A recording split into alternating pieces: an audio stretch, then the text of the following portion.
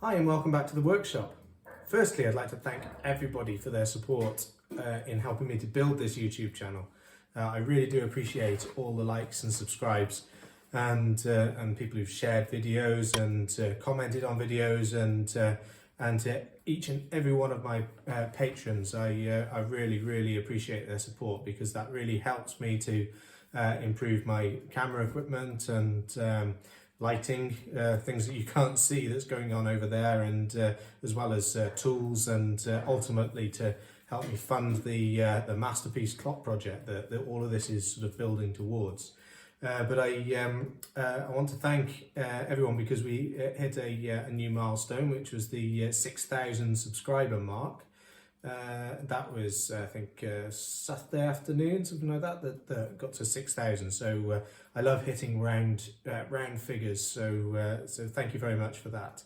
I really appreciate it. If you're new to the channel, I'm Tommy, and I'm a clockmaker based in Shropshire in the UK. And I'm doing all kinds of traditional clockmaking and restoration, and I'm aiming to bring, I am bringing weekly content to the channel now in the form of these vlogs, but I'm trying to include some interesting things into the vlogs, not just me rabbiting on, but actually seeing me do a little bit of something, as well as the longer format videos that I had traditionally been doing on the channel.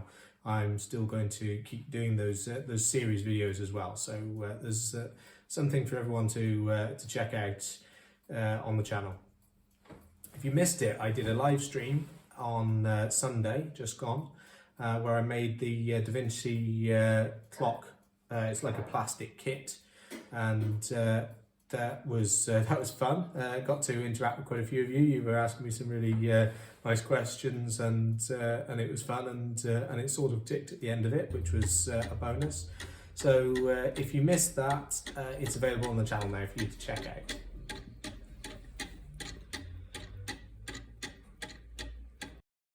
This week I've mainly been working on a couple of things. The chronometer, involved chronometer restoration that I'm currently working on. That's ongoing, as well as I've been working on this French table regulator. It's a skeletonized table regulator, and this is the end of a very long involved project, restoration project, and it's now in one piece and ticking, as you can see. And so I'm really rather proud of where we've got to on this project. So I'll show you a little bit of the process of just the final assembly of this clock, and then at the end of the video I'll bring you in for a close-up look at the escapement, which is a rather interesting escapement, so stay tuned for that. Then fitting the mainspring through the barrel using the Ollie Baker type mainspring winding tool. So mainspring goes in on its own arbor into the keyway here, and then what you have to do is hook the spring up on one of the holders there, and I've got this casing ready to go, and then you have to just wind the mainspring on, just being careful to maintain the spring in a flat orientation this way, because otherwise it can all spring everywhere.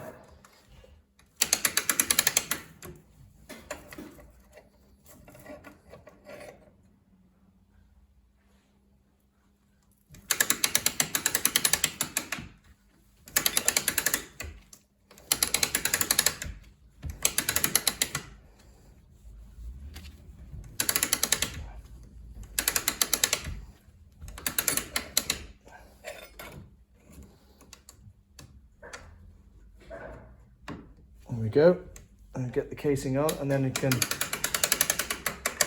take the power off, and the spring is now captive within the casing here, so that can be, tailstock can be taken off, and there's the spring wound into the the casing, the holder, with a tail left out here. So the next job will be to fit that into the barrel.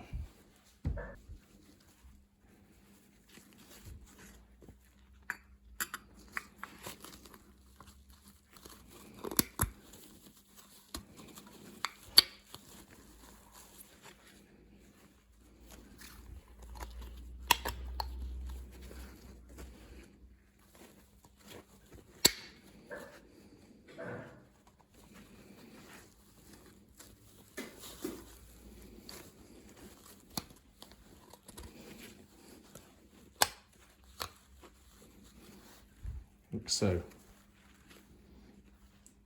So the spring is now in the barrel, and I have actually hooked, you can just about see there, the tail of the spring is hooked. So now I'll lubricate the pivot here, and then the next stage will be to wind it to be able to withdraw the holder.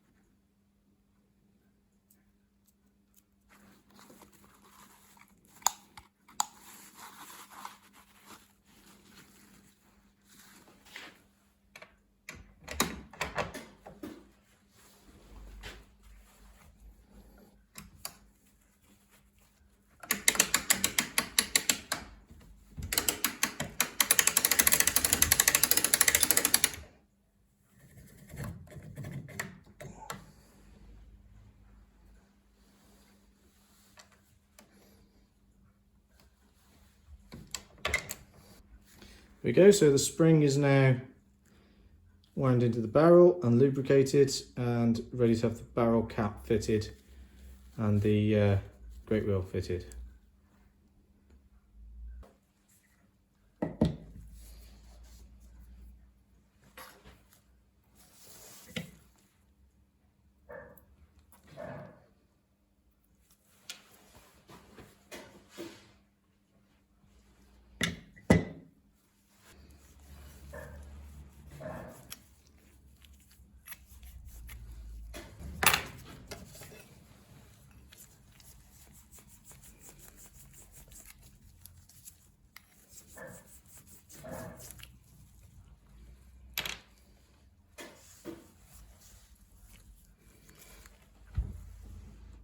You'll see there's a spot there and a corresponding spot on the barrel cap here.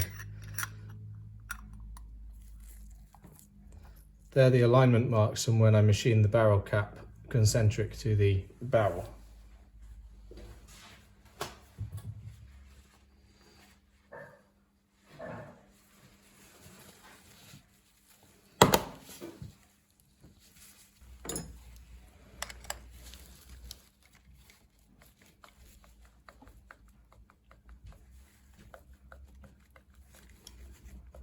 I always like to check that I've still got a bit of end shake where I'm expecting end shake.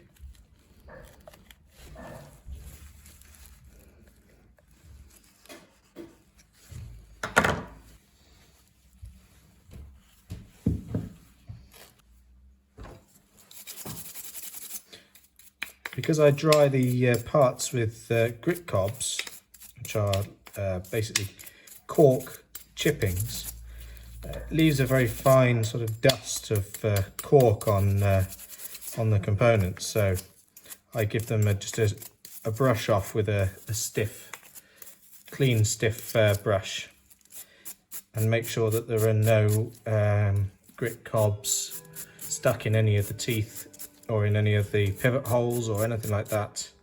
There's one there that just flicked out,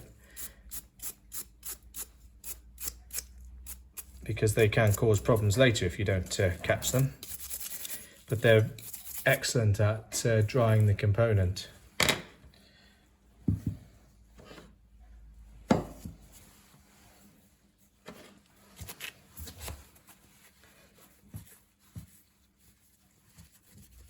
So now we've got the spring in the barrel and it's all lubricated, and I've got an alignment mark here, a dot, and that corresponds to number 1 screw hole,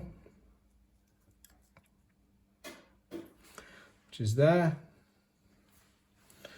So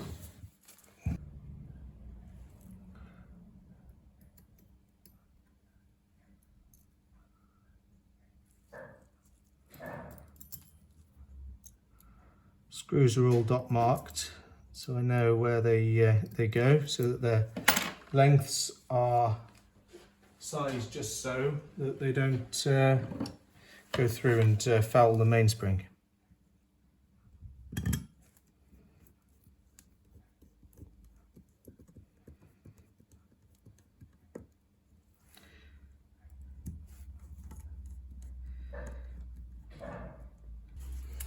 I'm using Renaissance wax, which I like to apply to bare brass plates.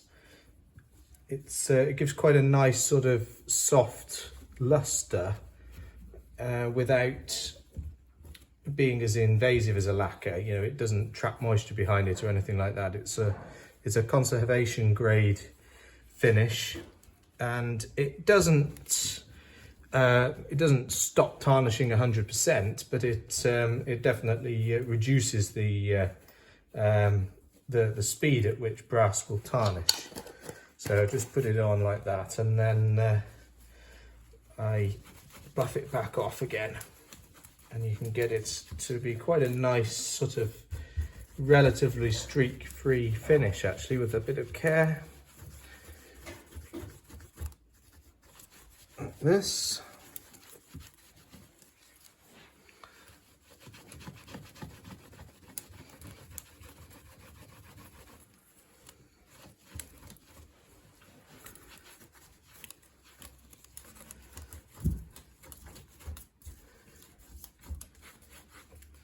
Something like that gives a reasonably nice finish.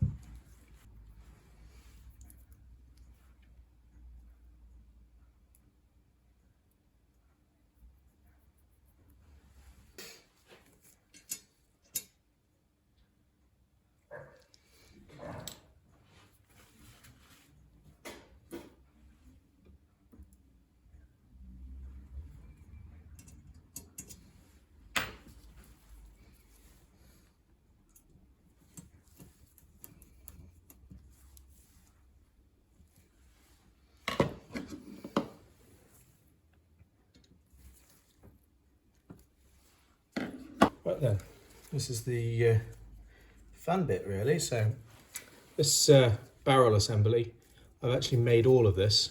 This is a replacement mainspring barrel, arbor, great wheel, screws, everything is a replacement.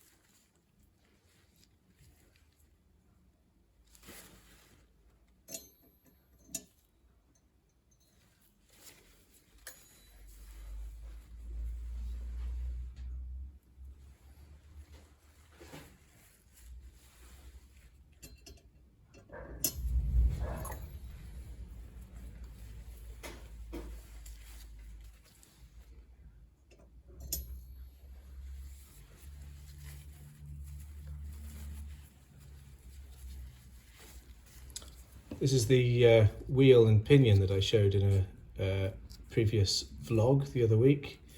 The pinion that I'd made and has now been hardened and tempered, and the wheel that I made and showed some of the process of crossing out. So that's the result.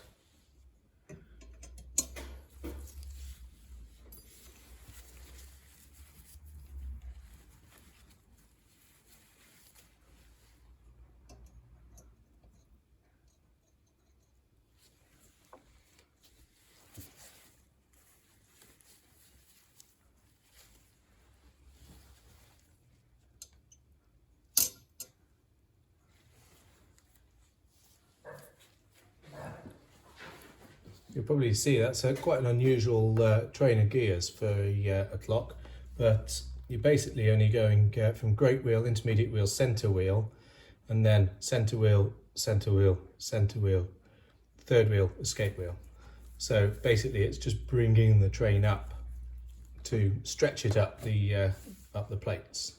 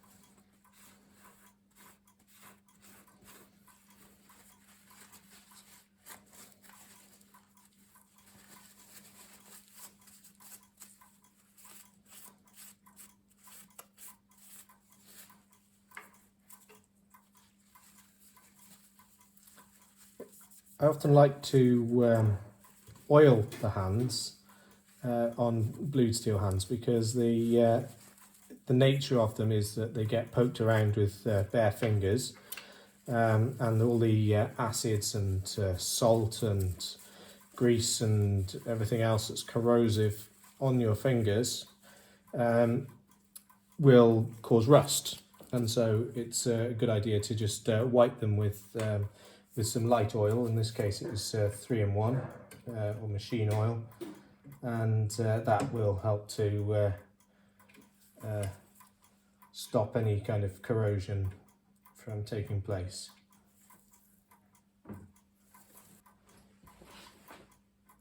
So I've just fitted the hands as a temporary fitting so that I can test the clock overnight before I put the dials on.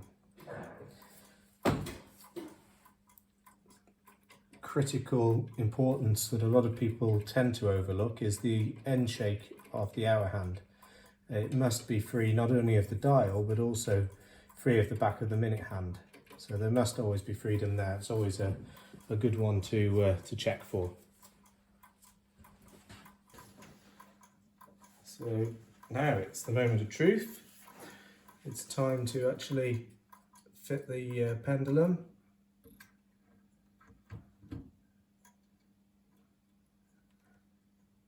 And get it ticking under her own steam.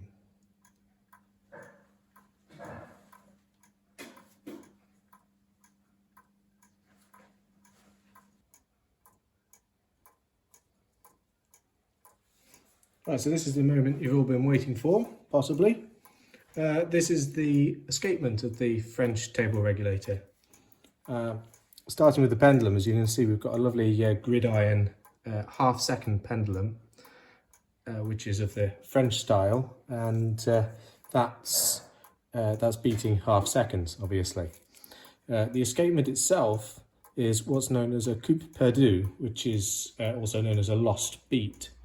And the action of the escapement, if you study it, may explain why it's called a lost beat, where it gets its name from. So even though the pendulum is beating in half seconds, the escapement is releasing every second. That gives it a dead seconds indication on the dial, which is the main purpose of the escapement. There's no sort of mechanical or timekeeping purpose for it. It's purely to give it a dead seconds indication with a half seconds pendulum.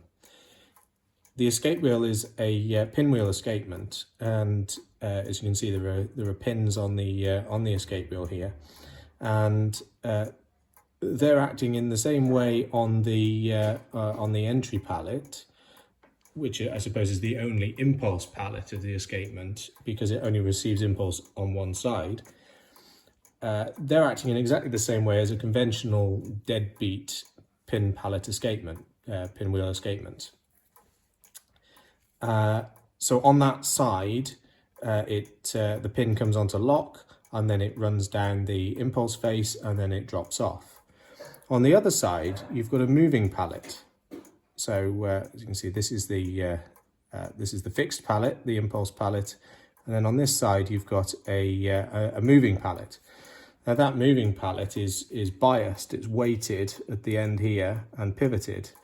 So when the escape wheel is allowed to move freely, it will hit the top of the moving pallet and it will push it down against its weighted bias until it reaches a bottom lock position.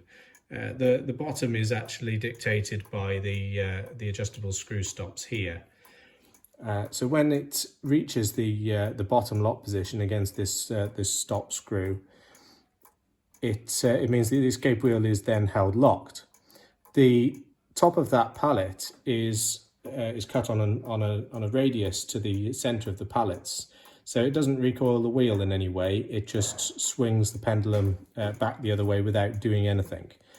When the pendulum has swung far enough to that side that the pin clears the moving pallet, the bias, the weight on the moving pallet causes it to flick out of the way.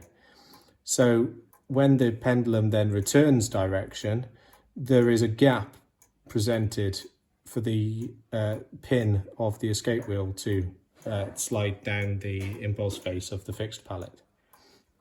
Very, very crude explanation from me, because it's getting a bit late at night and my brain has stopped working, but you get the general idea just by looking at the action there. What I'll do as well is zoom in a little bit, just so that you can see a little bit more clearly.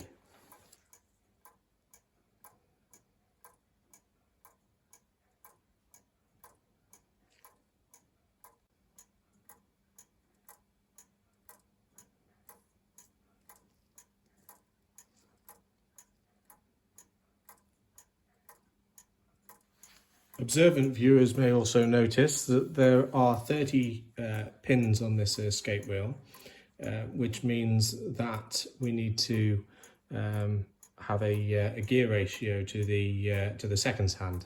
So that's what we've got going on the front here. So this is being driven by the escape wheel, and then 2 revolutions of the escape wheel transfers to 1 full revolution of the seconds hand. So that's what gives us our seconds indication on the dial, and make sure that the the seconds hand is not going around twice in a minute, which would somewhat defeat the object.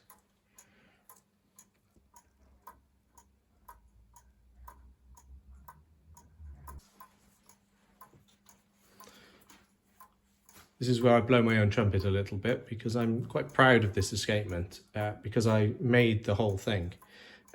It is actually the original escape wheel, although the pins were wrecked. And so what I've done is rotate it by half a division, so that I've got a fresh point at which I can drill each hole for each pin. I'm not trying to drill into what was already a sort of messed up hole. So I re-drilled for all the pins, repinned the escape wheel. The arbor is new, although it is the original pinion. I drilled through the middle of the pinion to save the pinion. But everything, pallet arbor, the pallet frames, the adjustments, the pallets, everything to do with the escapement here, and the crutch with the adjustable beat set, and also the motion work for the seconds hand and the cock and everything. I've just made all of that, so I'm really rather pleased with the outcome of the restoration. I noticed on the intro shot that top of my head was cut off, so I apologise for that.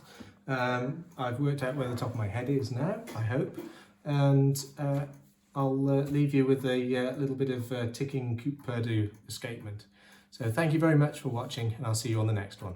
Bye.